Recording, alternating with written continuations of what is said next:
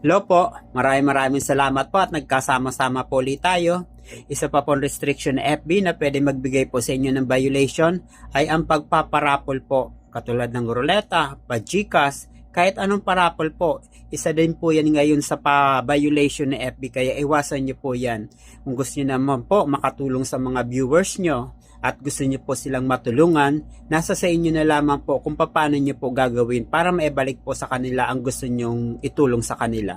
Dito naman po sa online business namin na networking po. Again po, ang networking po sa lahat po ng company ay bahagi po yan ng isang networking. Mula sa pinaka-empleyado na namamasukan, bahagi din po sila ng networking kaya wala pong masama na tawagin po natin ang networking ay isang scammer o kaya panloloko po na ang gagawin lamang ay manloko sa mga tao. Kaya pag tinawag na isang networking ay isa po din tong business na pinasok namin para at least nakita namin po ang sistema kung gaano po kaganda din po ang sistema ng isang networking.